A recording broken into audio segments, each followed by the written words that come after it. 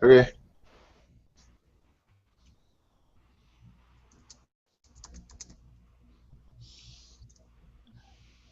We're live. Yeah. Okay, so welcome to IACommand, the podcast. I'm Tor Ease. I'm Hita77. I'm Johnny B815. All right, so we can lay the best plans, and then something bad happens, and that something bad was Johnny. We had everything planned out, and he ended up having to get mugged today.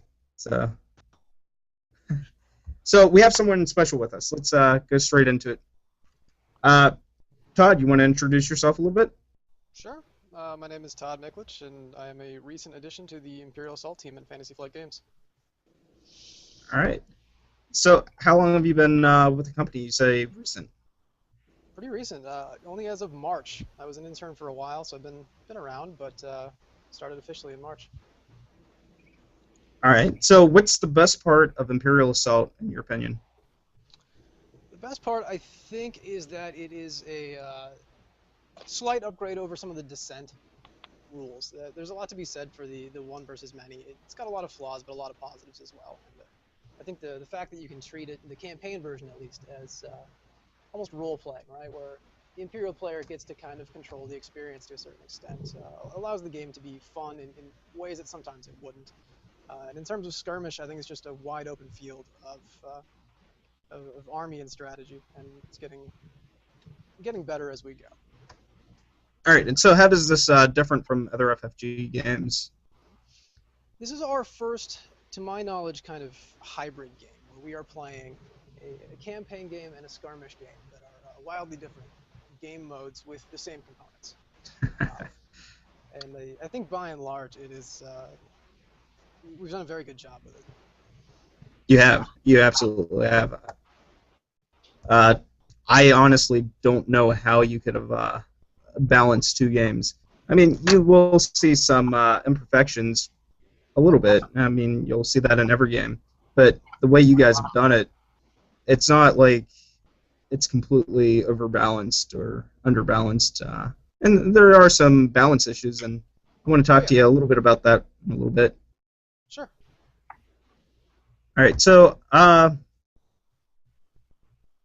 can't really talk about anything in the future, and we're not going to ask you any questions on future. But I do want to talk to you. What are the current themes of the skirmish factions that we have? Sure. So I think what we look at when we're looking at the current skirmish factions is you can see Imperial as kind of the boots on the ground strategy. We're just going to put the strongest figures and we're going to put them in your face and we're going to roll dice until you're dead. And I think that they really... Oh, I'm getting a little bit of playback there. Yeah, I hear it too. Johnny, do you know what that is? I have my mic muted, so I do not know. Yeah. All right, give me a second.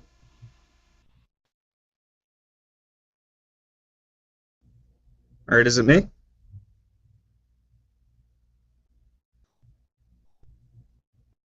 Yes. All right. Okay. Are we back? All right, we got Todd. Little technical difficulties here. Sorry about this, guys. Again, this is where we need Johnny and Are we Johnny. still good?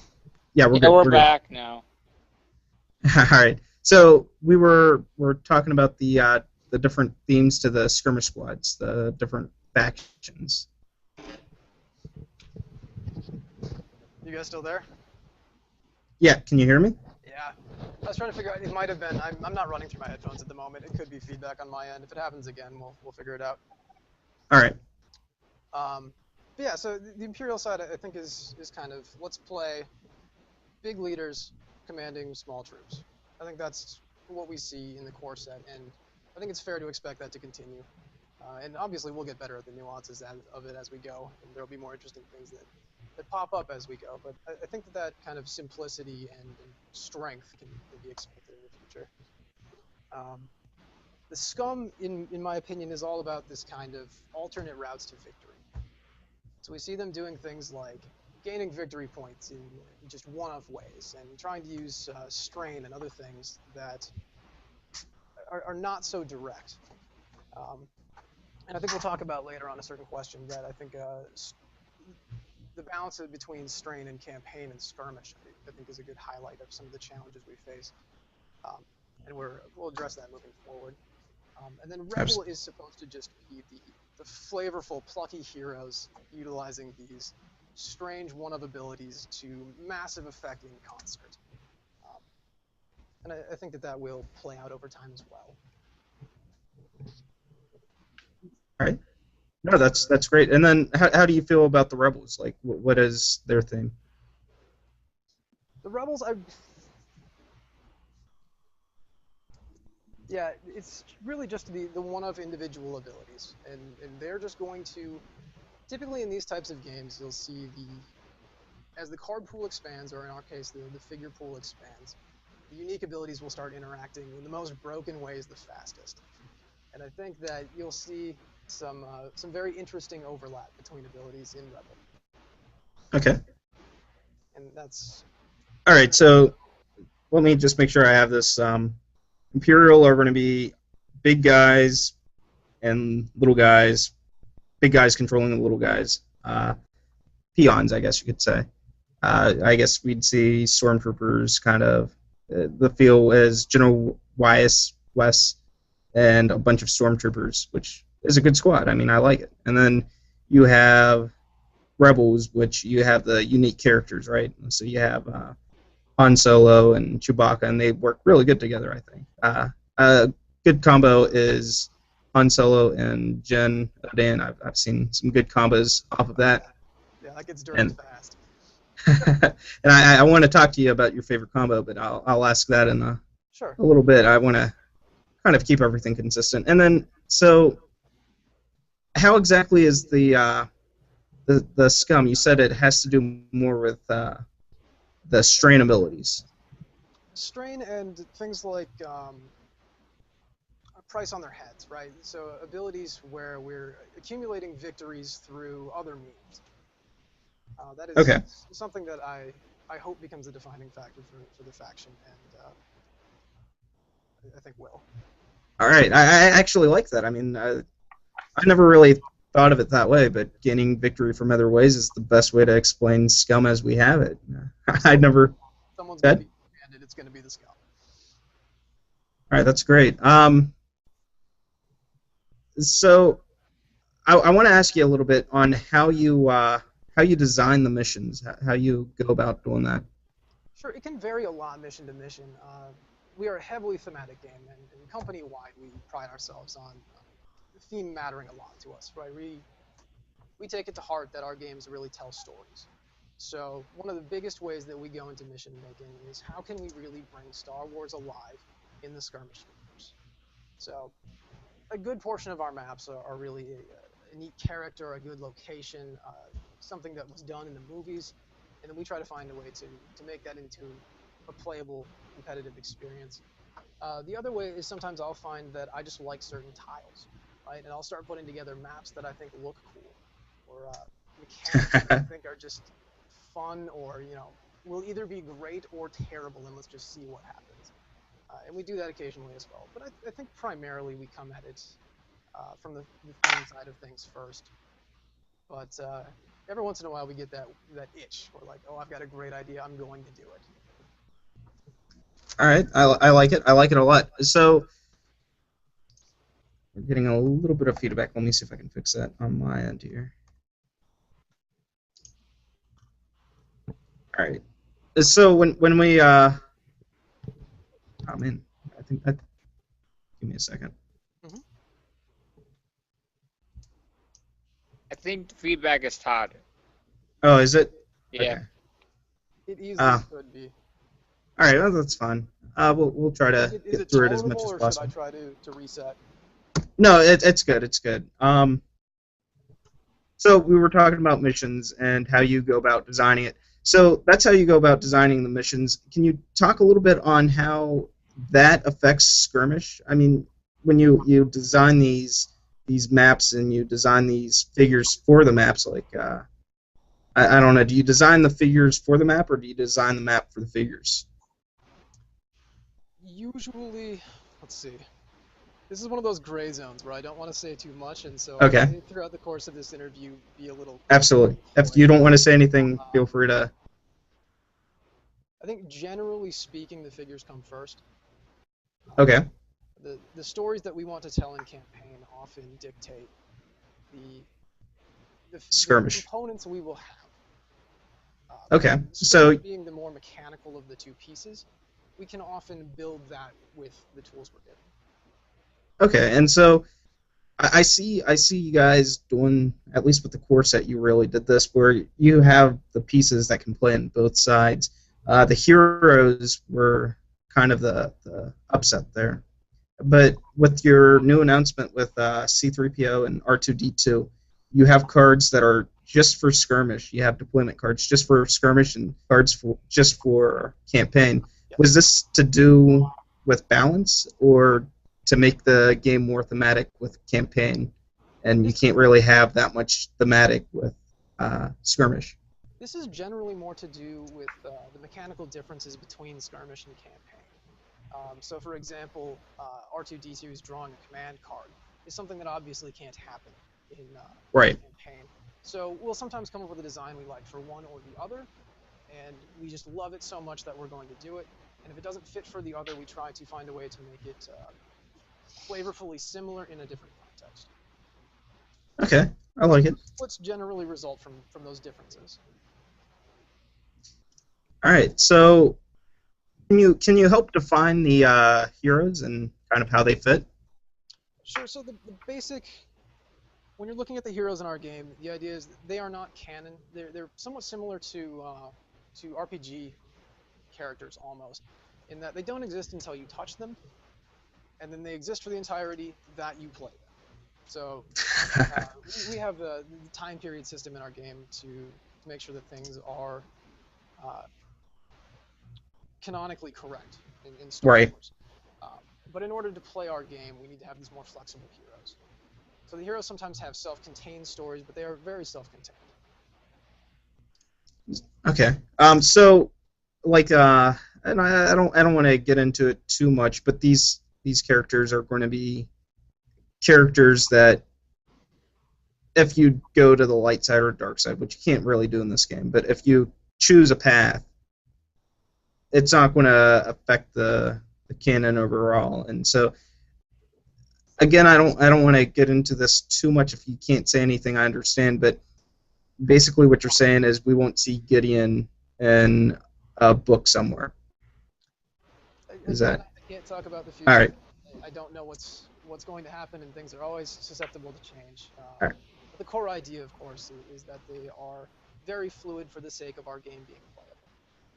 But it's basically you play these guys as you see this character fit. You won't see like Han Solo. You see Han Solo in the movie and you know how you would play him in the game, but and you get to play him in the game, but not as a hero. They touch our world, but our world doesn't necessarily touch theirs. Gotcha, and I like that. So I really like that feeling. And I've definitely got some questions from Haida. I know he's stemming with questions, but I'm not going to let him at you yet. So just get ready for Haida. So I'm just going to skip this question. What would you say the biggest challenge when designing maps and models for skirmishes? I think the single biggest challenge for us is the differences sometimes between campaign and skirmish. That we try to use the same figures and we try to use the same components, and I think we do so successfully more often than not. But I really think that strain is a good example of one of our challenges, where in campaign, strain is really a tool you use to take choices away from heroes. It's something that takes them off their game, takes their abilities away, and puts them up against a corner. Whereas in skirmish, strain is something that gives your opponent an option. You're asking them, which of these two outcomes would you prefer? And I think that there are those small differences between the two games that really create the biggest challenges for us when we're looking at either figures or maps or any of these things. Movement is different, the way that health, the health systems between the two games. One can rest, the other can't. These small differences create some challenges for us when we try to apply lessons from one to the other. Sure. No, I like it. Yeah, you guys have so far. I can't complain. I could complain, but you guys have done a great job. Much better than what I could have done. So, so can you talk about how you play this game? Do you get to play this game a lot? Do you get to play it? I mean, obviously you have to play it for work, but do you get to play it outside of work? The answer to that is extremely two-sided. I play this game a lot, and yet when I go home, I play it very little. We play a lot at work. And we pay attention to very specific things when we play it, and it's created this pattern in me where even in casual games, I'll be playing, and I'll reach across the table and undo my opponent's blank or something like that, where I'm so focused on balancing the mission that it's ruined my ability in some cases to play the game. So it feels like work a lot of the time. But with that said, this game is just plain fun when you set out to have fun. So when I do play it on my own time, I tend to play slightly more casual strategies. Now, being that you've already, I mean, if anybody's played this game more, it's probably you. So anybody that knows campaign, I assume you're the campaign guy. You're going to know it better than anybody. When you play this game casually, do you ever play this game campaign? And if you do you play as the Imperial player? And how does that go? Me being relatively new, I actually haven't gotten a chance to run my own campaign yet, but hopefully my box is coming tomorrow, and I will be doing that immediately. When we play at work, I like playing Imperial more often than playing Rebel. I think that it presents its own challenges and kind of puts you in the driver's seat of the experience. Sure. Okay, and so which one, this might be a question you can't answer, but do you have a preference to campaign or skirmish? My heart lies in skirmish. It really All right. And my partner's heart, I think, lies in campaign.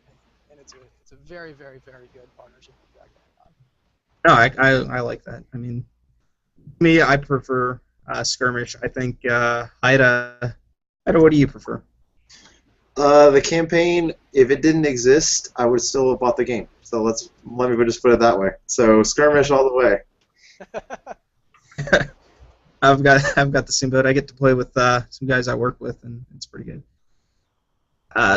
So, anyways, let's keep going with the skirmish talk. Sure. What are your favorite combos with skirmish? So I've actually had just so much fun, and I think it's better than I thought it would be, stomping my own E-webs around with ATSTs. Ah, yes! I mentioned that in one of my podcasts. I'm so glad that... it's just... I love that. And no one sees it coming, and then you just drop guns on them, and it's hilarious. I love that. Aside from Good. that, I picked up 9-Act a while ago, and I've been playing that internally quite a bit. And the moment I realized you can play Hunter Protocol on an Elite Probe droid, it just kind of made me smile.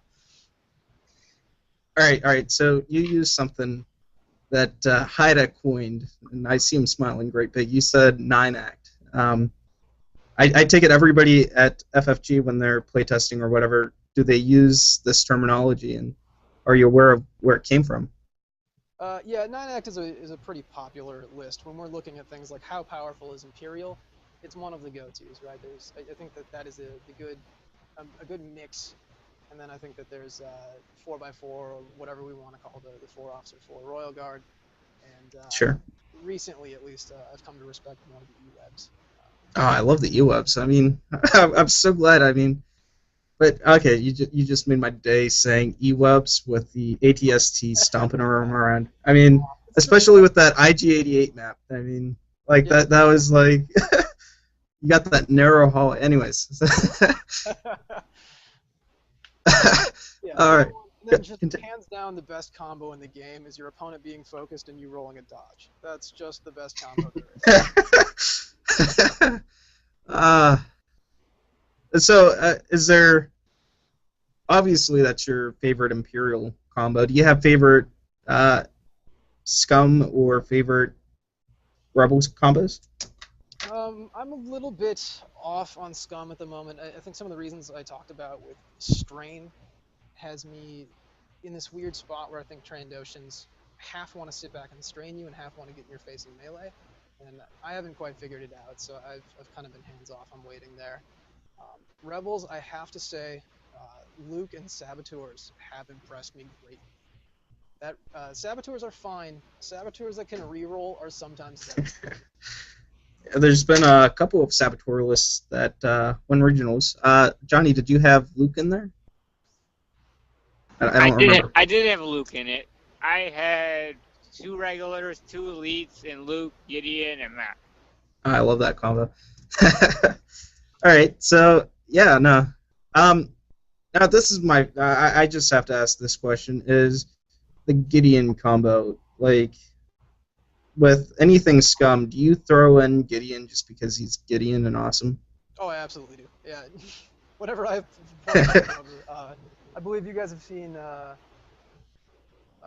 3PO, right?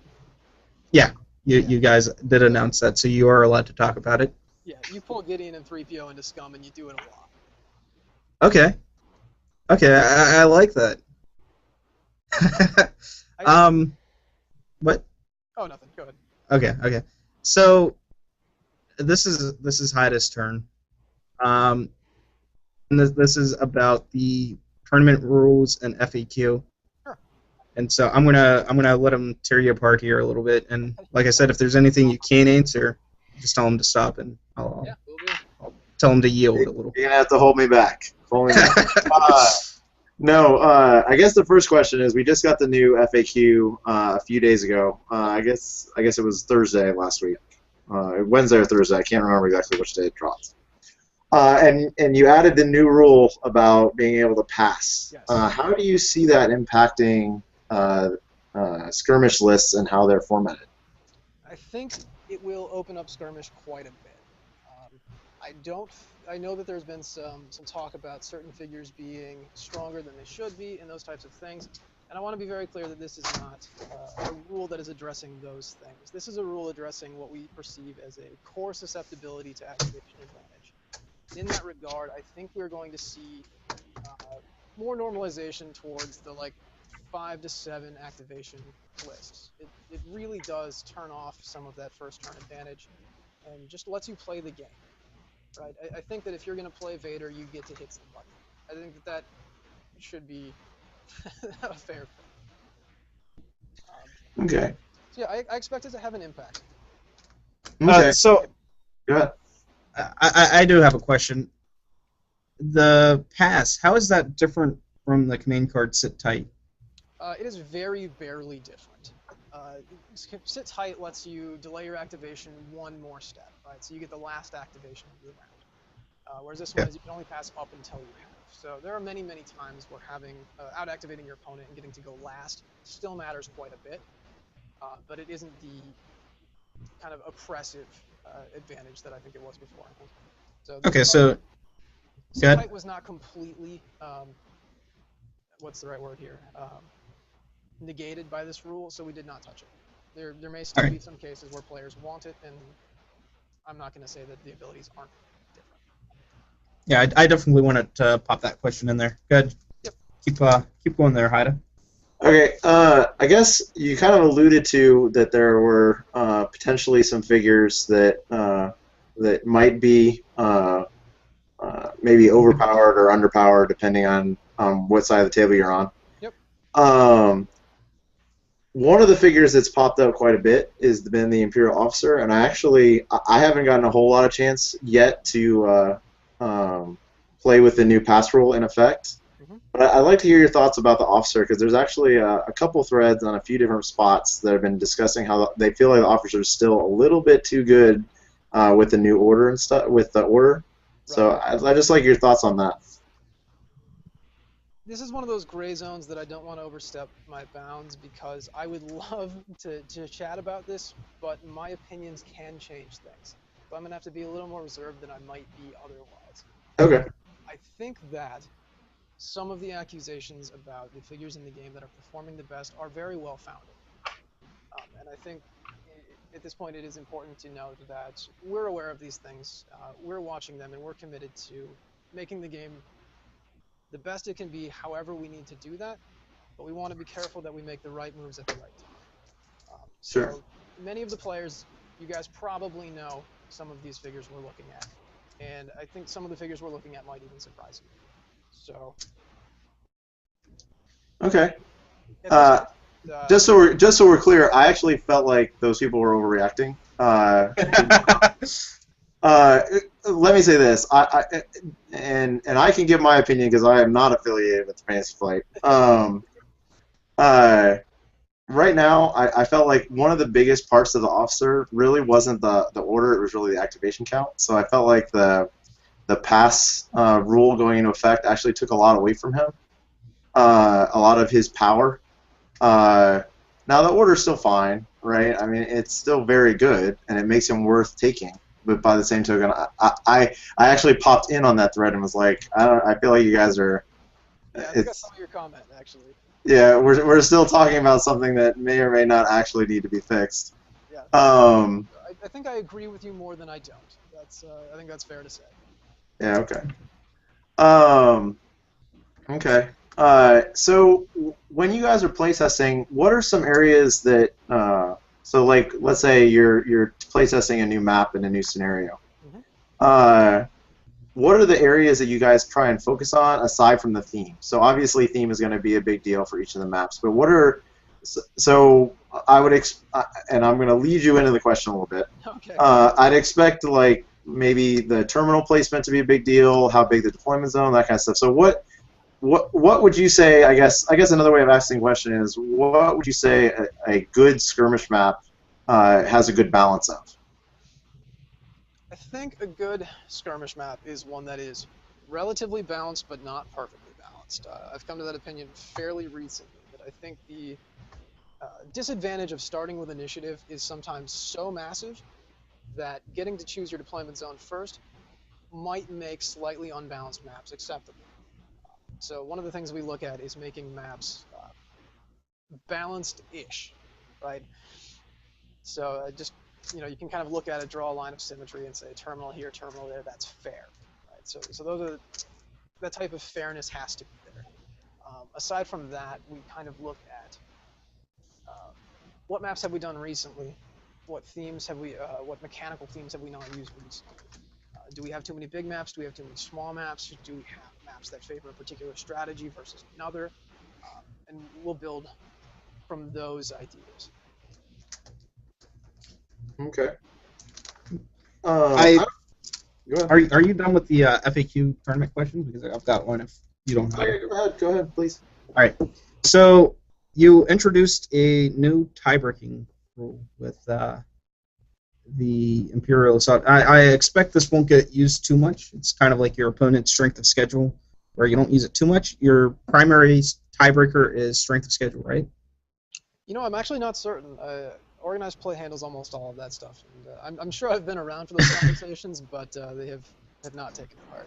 All right, that's. I was just going to ask how the new balancing with the third tiebreaker was going to work, but keep going.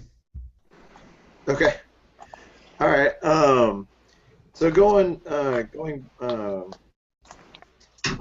back to the maps a little bit.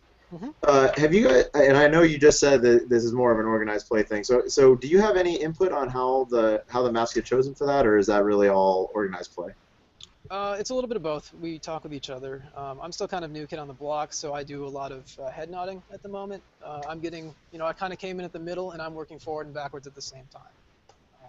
In the future, I will probably have more say than I do currently.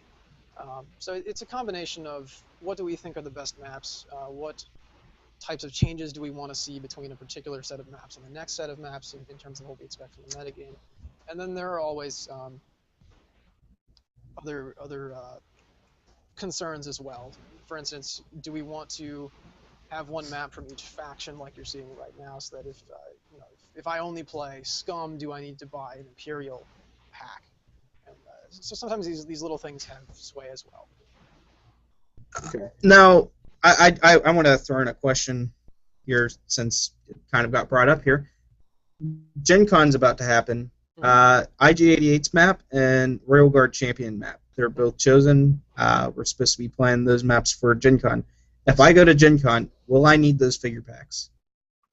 I believe so, yes. Okay.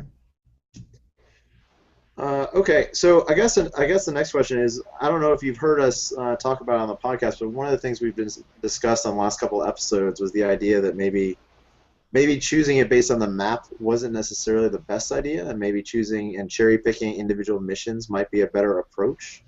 Have you guys considered that at all, or are you gonna stick to the map? And the only reason I ask is because sometimes if you look at a map, there's one really good mission, and then the other mission may or may not be quite as good.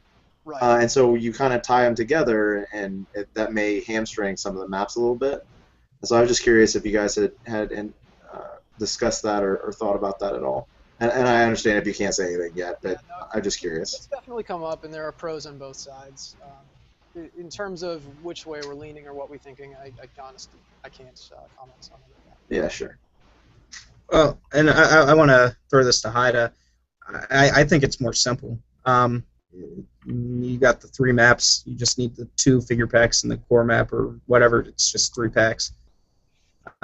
You don't have to buy all of the new wave to be able to play. You just need the first 2. But anyways, so how do you feel about the overall balance of the skirmish game? And I want you to kind of talk about the meta and how you take a look at it. Look, to be perfectly honest, I'm a little bit disappointed that I think Imperial is the clear winner of the regional season. I think that there is potential for Rebel to join shortly, and I'm very excited about that. Yeah, to be perfectly honest, there's some balance issues right now. I think the Imperial faction has 3 or 4 lists that are very good, and the Imperials have the Rebels rather have 1 or 2 maybe. I do fully expect that to change. But if we're talking the current day metagame, I think it is a little, unfortunately, one-dimensional. Okay, so going to Gen Con, you expect an Imperial winner. How big of a surprise will you be if someone that's not Imperial ends up winning Gen Con? Honestly, not at all. I have my expectations about this game, and I think I have the way that I like to look at this game, but I am never surprised when players do things different from me and succeed.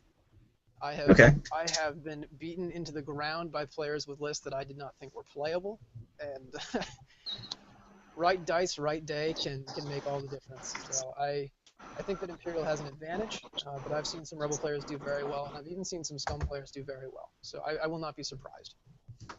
Okay, so now, Johnny, you're in and out there. What are you trying to say?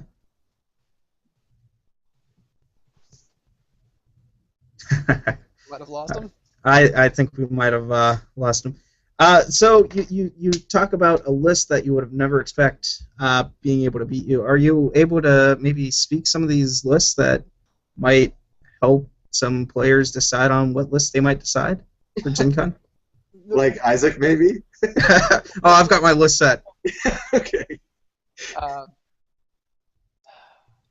A lot of it, no. Some of it, yes. I think that Rebel Saboteurs are a lot stronger than I gave them credit for. And they come loaded to beat Imperial. If you want Pierce 4 at the price of like 3, you can get it from them. And they do a real good job of doing this hit and run. I think Rebels are obscenely good at hit and run tactics, and any map that allows for it is an advantage. So those are the types of things that took me by surprise. I was very used to, I'm going to take my Royal Guards, I'm going to shove them in your face, and they're going to be better than you. When you go up against players who really understand how to use movement and how to use activations and how to do those things, I think you can be surprised. Right. And I was talking to a player today, and I was telling him I like to give my opinion more than I should. But I was talking to him, and I was like, so these Royal Guards, in my opinion, they can take down Vader if they just smack them and run away, because they have that movement speed 5. And I see a lot of players, what they do with the Royal Guards is they just send them into the Vader pit, and then they just leave them in the Vader pit. They don't try to run them away. I mean, to me, it's just like those guys are. And whenever you get in that kind of situation, Vader will tear them up because they just can't get the damage through that they need to. While Vader just tears them up. Yep. I think kind of the crux of that observation is that Vader is kind of, you're trying to trap your opponent, I think, when you play Vader. Right. That if you make a mistake, I'm going to end the game. But if Right. your opponent really knows how to play around them, if any sort of circular map, and you can just walk to the other side, is a complete non-issue. And when you're fighting 40 points versus 22 points, you can make Vader look silly. I very much like that. That Vader's not the end all. No. Um. If you want to walk into him, you're going to pay the price. So there are definitely ways around Vader. I mean, I think Zach from Team Covenant talked about Vader isn't the way to win the game. I mean, you can win, but if you just kind of get away from him, then you can take him out. Yeah, I think a lot of his value is tied up in brutality, right? And his power ceiling is very high. But this game is the more I play it, the harder the game gets. The more games I play, the more one movement point to the right square or wrong square matters. I think when you're playing against someone with blast or brutality or these things, the more you play, the better you can mitigate them. Yeah, I mean, this isn't like a pure strategy because you have officers that obviously change the way Vader plays, and it's not. But anyway, so I don't know why I pointed that out. like I said, I'm very ADHD. But anyways, so how do you like working with FFG? It is fantastic. It's just I'm a person that is very appreciative of culture, right? So I prefer to spend my days doing the things I like, and this is the place for me. It's this fantastic combination of this is the job we need to get done, we know we need to do it, and we know we need to do it the best. And while we're at it, we're all going to have fun.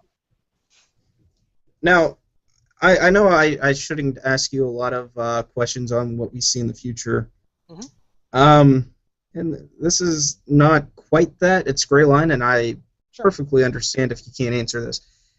But whenever I play this game, I realize there's two things. There's an average of the dice, and I really, really love the dice.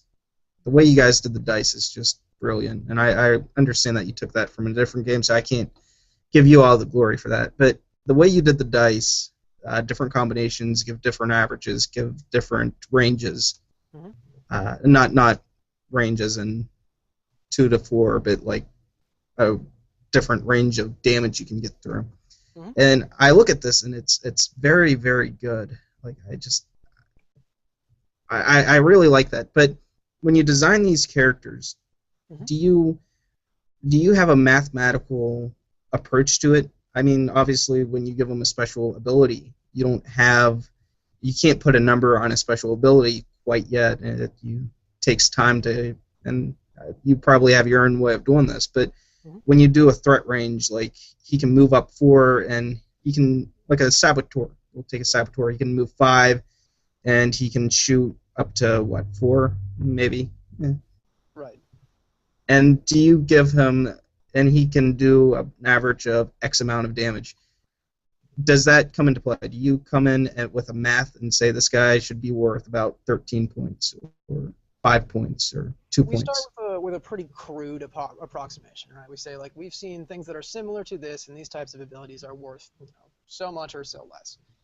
And we'll start there.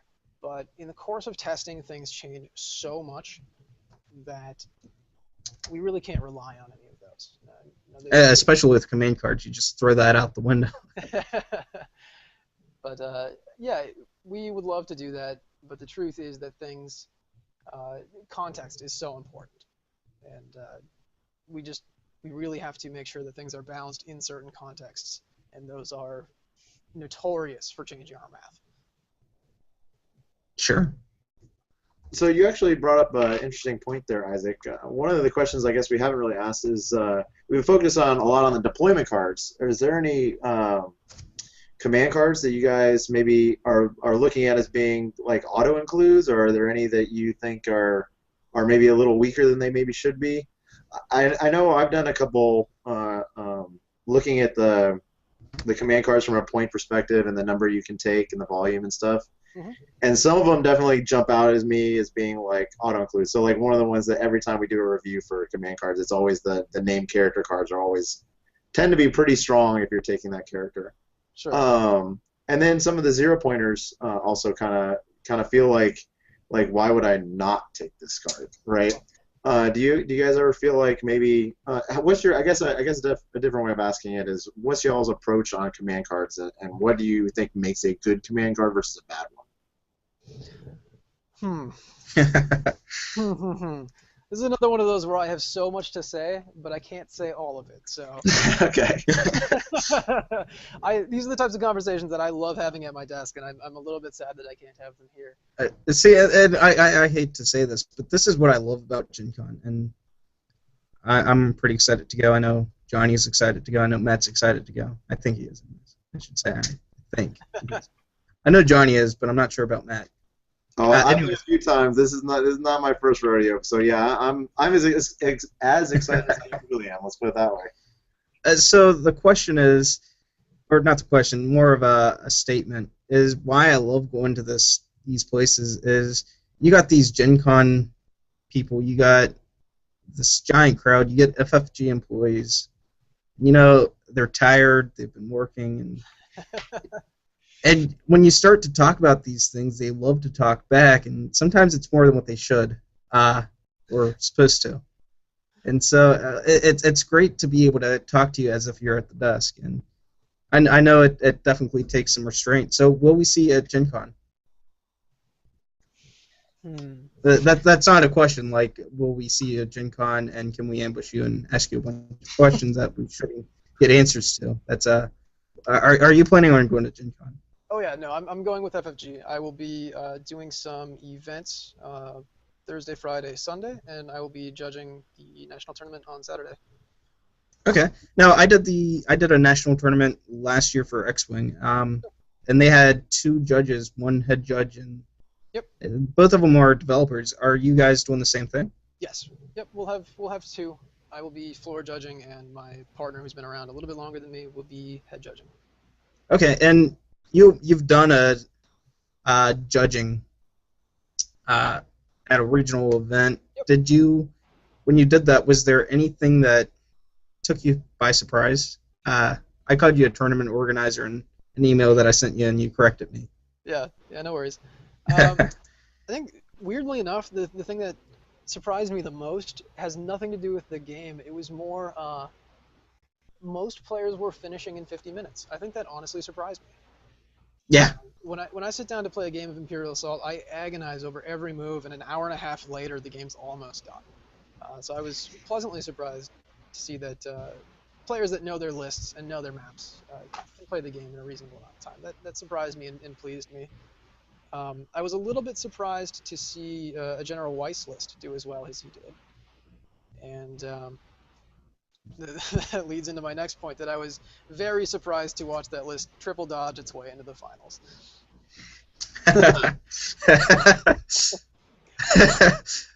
So this General Weiss build, I think we talked about it on one of our podcasts. Do you remember what this list was? It being a list that took you by surprise? I don't remember exactly. Right. I'm sure I could sketch something really quickly and it'd be very close because you're starting with 16 and you're going to throw some officers in there, and I think there were probably some pro-grad troopers or something. It was about what you would expect. Yeah, no, it's just neat to see the big figure standing in the middle of the field and getting the job done. You know, with all the talk of things like swarms, I did not expect that to do as well as it did. Sure.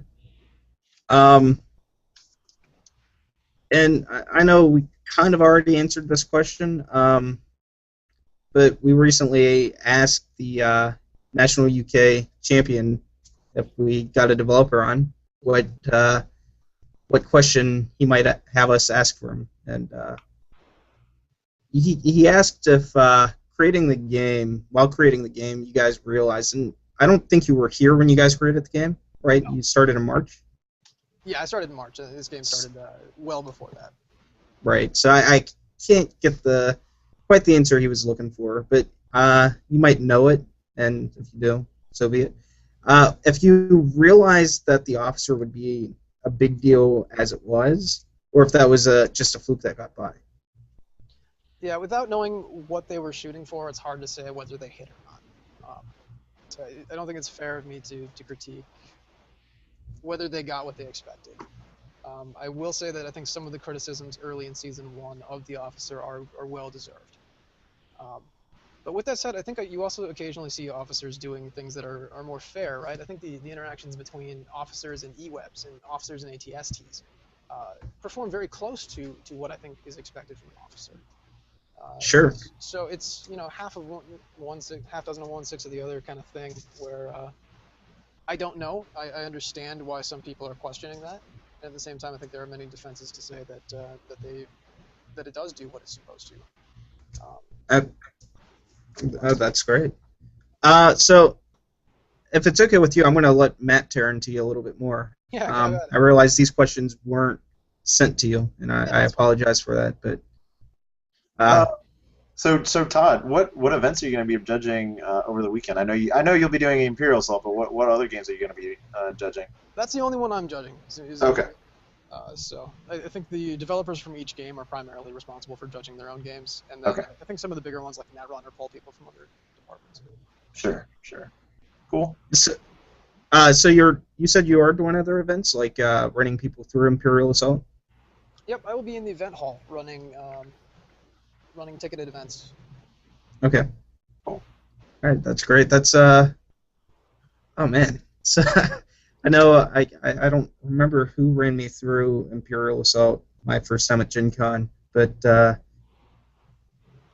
man, I can't wait to meet him again. He was one of the main developers of this game, and he ran the E-Webs, and that's where I fell in love with the E-Webs, and I got to play Gideon, so I just fell in love with the two favorite characters. Yep. So there's so many questions I want to ask you.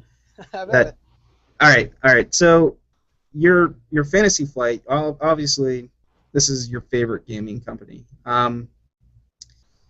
But coming into this company, were you a competitive gamer? And if so, were you a competitive gamer of games from Fantasy Flight or other games? Yes and no, right? I think I have the curse that a lot of Magic players have, where Okay. I appreciate the game at a very competitive level, but I don't have the resources, either financial or time, to really compete at the level that I think I would have liked to compete at. So I messed around on Magic Online quite a bit. I really enjoyed metagaming and deck building. Those are my favorite aspects. I feel like if I build the right deck for the right tournament, I don't even want to play it. I just if I did that part right, I win. Yeah. All right, so I kind of like this. I mean, we kind of have like the mill effect with Strain, and I kind of see it, and I expect as a Magic, and I'm not going to get you to say anything, but I expect as a Magic player, we're going to see things from Magic kind of find its way in here. So there's mill effects where you just kind of mill your opponent. There's going to be obviously cards that enhance your player, which we have now. I'm thinking of some of the other archetypes and Magic. There's going to be obviously this is speculation on, but are you bringing the background from Magic into this game? Is kind of where I'm going with this. I think I inevitably do, right? I don't think I can say no to that question fairly. Right? I mean, I grew up playing chess and I grew up playing Magic, and I think that definitely skews the way that I see games and the way that I evaluate board positions and those types of things. So, for as far as me being a developer on this game, whether that has an influence, it must, right? In terms of how it will manifest, when it will manifest, those types of things, I think our game is influenced by a lot of other games.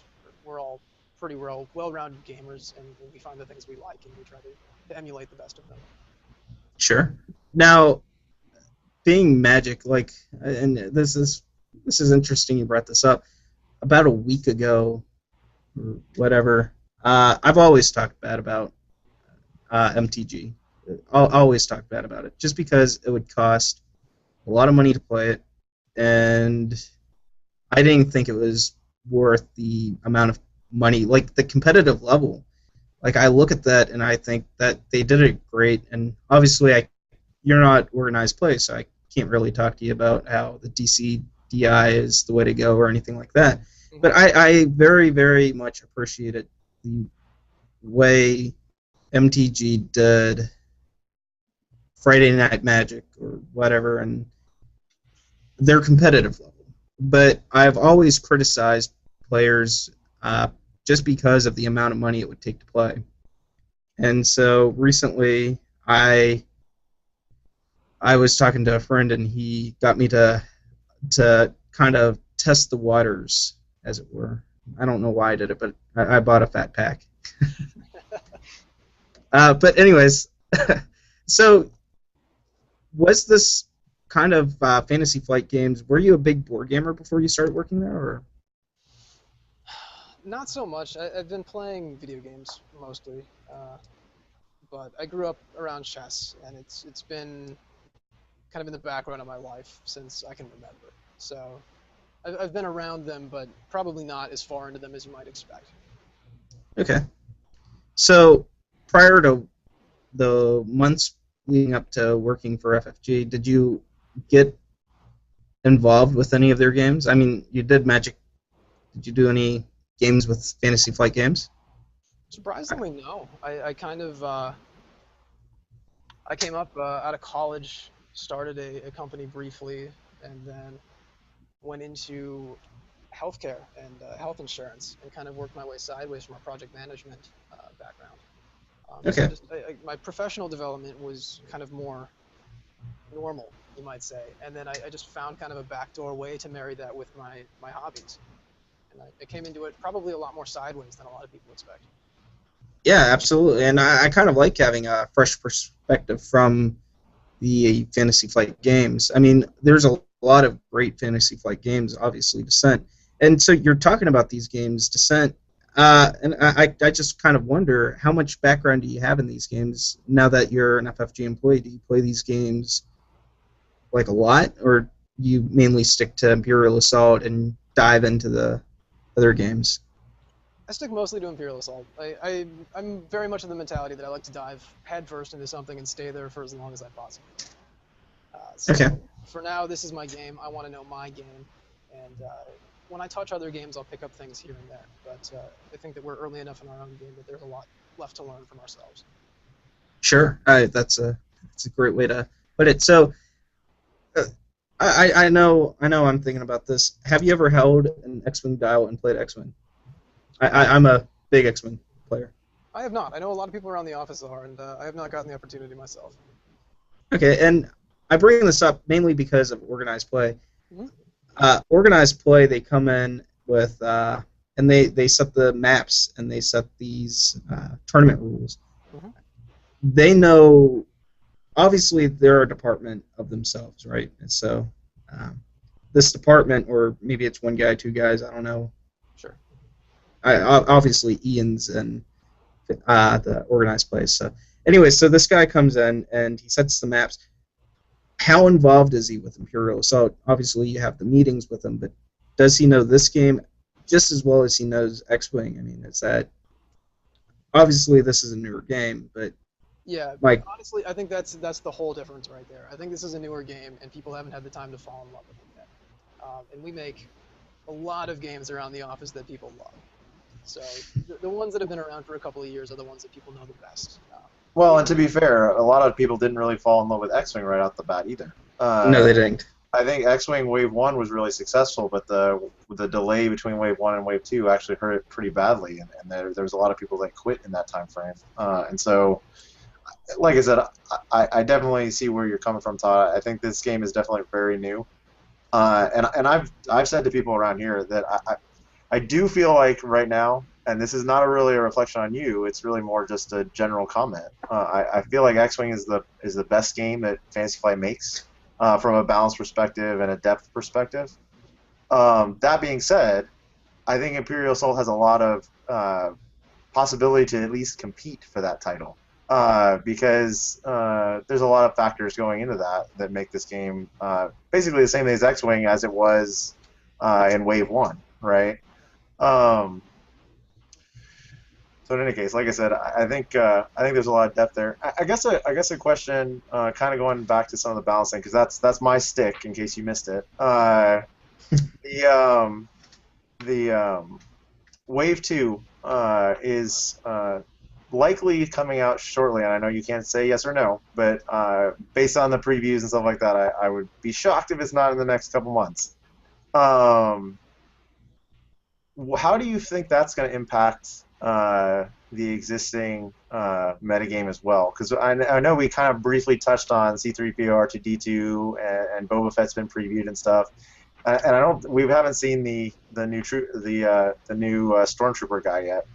But like I said, I'm just curious about how we already talked a little bit about the pass rule, but how that impacts the meta, because I think it may fundamentally change what people are looking at as being the best. Wookiees. Well, that's not. I think that's the next wave, right? That's the one. It's like a half wave after that. So yeah, but yeah. Yeah, I between the pass rule and Wave 2, I expect Rebel to get quite a bump. I expect there to be real competition between Rebel and Imperial. That's what I expect to see. Exactly how that comes about, what lists will look like, the way that people are approaching individual board positions, I really don't know. But in the games that I've played, I think the Rebel and Imperial are where they're on the right track. Cool. And what do you feel about Scum? What's the? I know we just mentioned Rebel, and I know we talked a little bit about how Imperial is likely the more dominant faction at the moment. And so let's say Rebel and Imperial are definitely competing, and I fully agree with you on that. I definitely think the addition of R2 and 3PO definitely makes that more likely. But how do you feel about Scum? And is there an idea of because let me say this, I feel like right out of the core set they kind of felt like Smugglers did in the card game, where it really felt like it was something you could kind of splash in and play with, but it wasn't really its own faction yet. And so I kind of feel like that's how Scum is at the moment. Is there an idea of when we might see Scum be more of a factor in that discussion as well? I obviously can't say when, and I obviously can't say how. But, Yeah. Right. Personally, I think it's very important that we see these as 3 unique individual factions. Yeah. Okay. So I think that Scum has probably suffered from just being underrepresented in the core set, right? They just don't have the critical mass that the other 2 factions have, and so they don't have the options. That is not ideal, and I would like to work towards that. Sure. Oh, so I want to pop a question in here.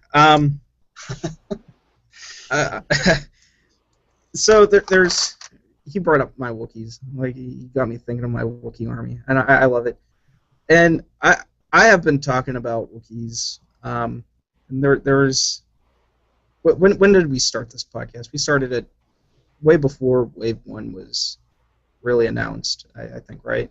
I mean, the game had just released, and we were kind of just figuring the game out as we went along. But anyways, every episode I would talk about this Wookiee army, and that I would love to play a Wookiee army.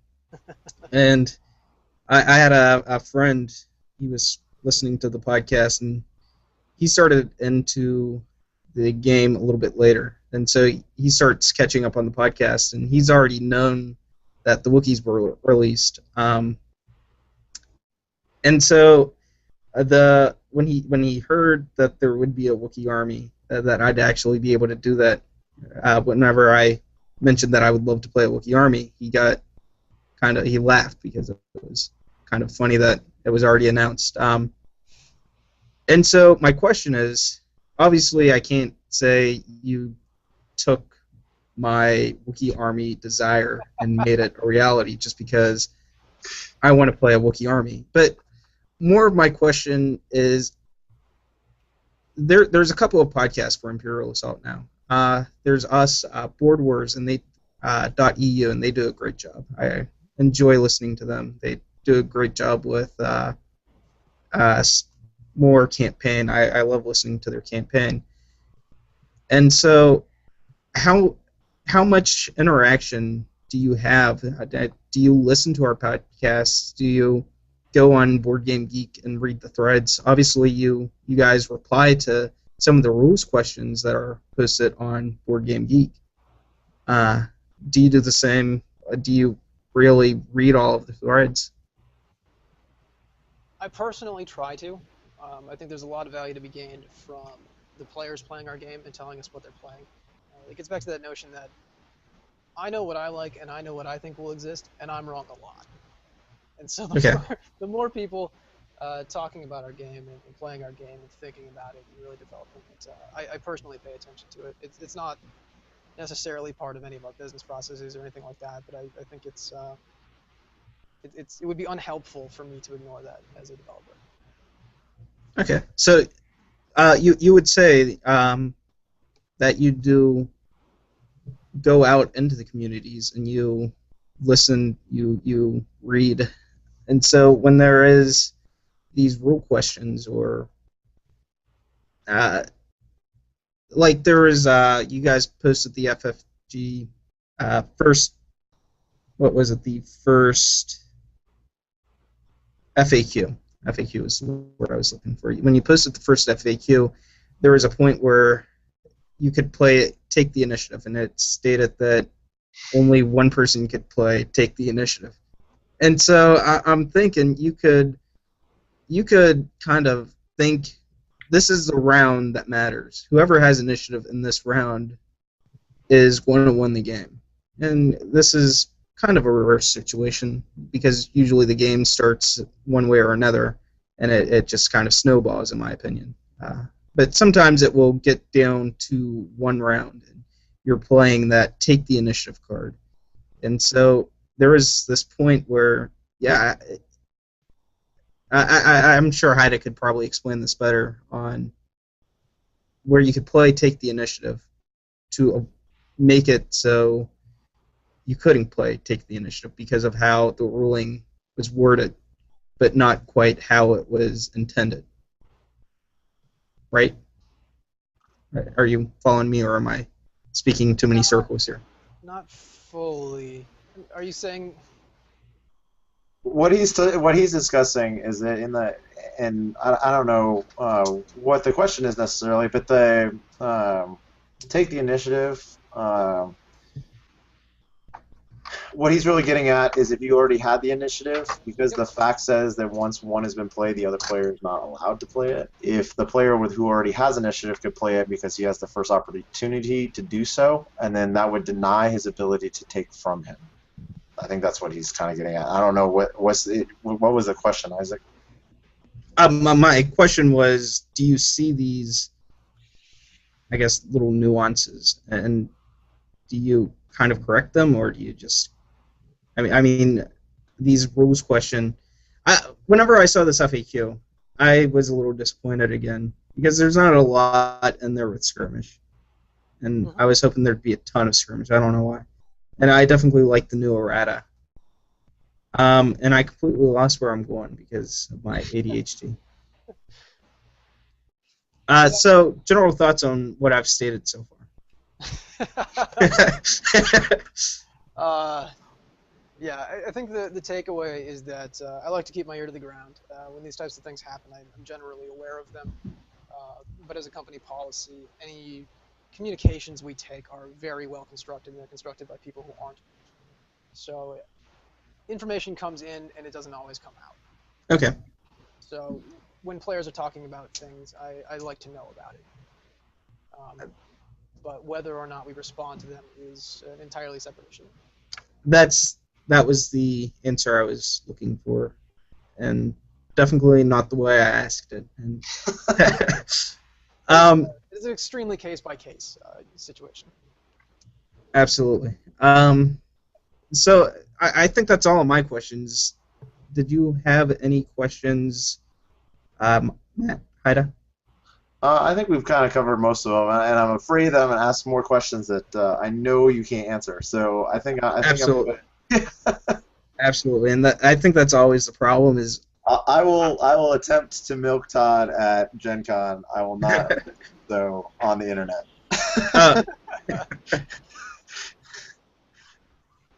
So absolutely, like whenever we have you on the show, I sent you an email. I was like, these are the questions I want to ask you.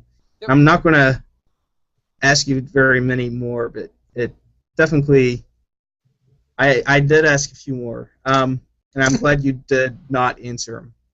Yeah, you're always welcome to ask. It just has to be with the understanding that there are answers I sometimes won't give because I like my job. Absolutely. No, I very much appreciate you being able to come on and to talk to us, and it was great to have you on here and to be able to pick your brain about some of these hot topics. And definitely, what's that? Yeah, it was fun being on.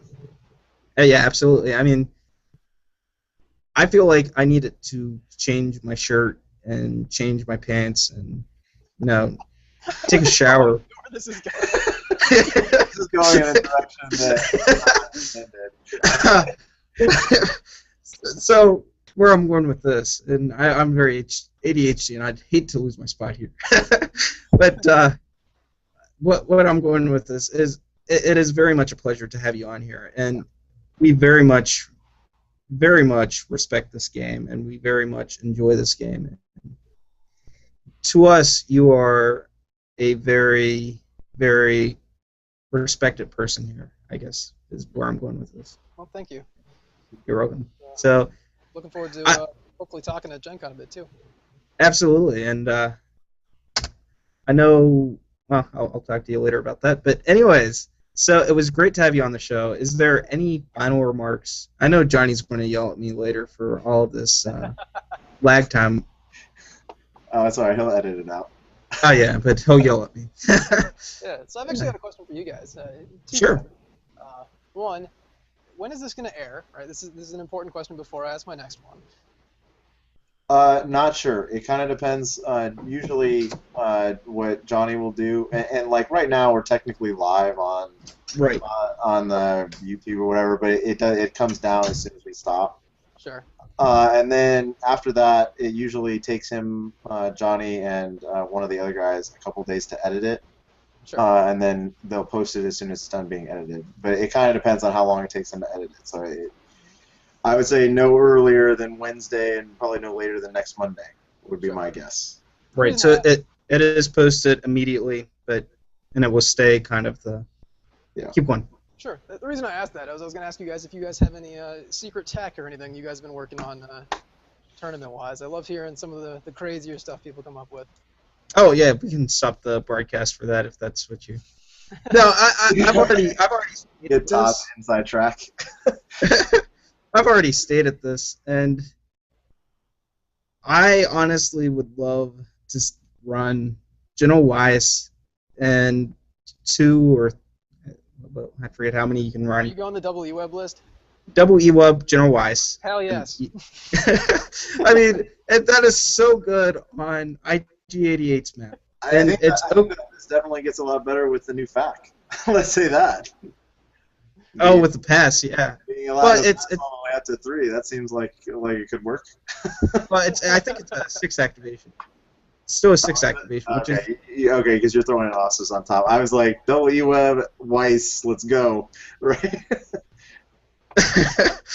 It's yeah, that's definitely a list that I've been thinking about. You could go double eWeb Royal Guard and call it good. There you go. Yeah, I'm definitely running 2 eWebs. That's all I know. 2 elite eWebs. And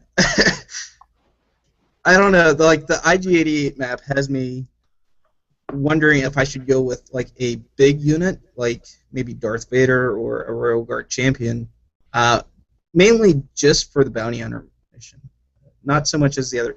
But General Weiss actually helps in both of those missions, in my opinion. I had. Well, and I guess to get back to the original question, I wouldn't say that I have any like super secret tech. I think there's been a few things lately that I've noticed. One is that the elite stormtroopers are quite good against other imperialists. Our regional, we actually had our finals was a 9-act list, which had gone undefeated through the Swiss.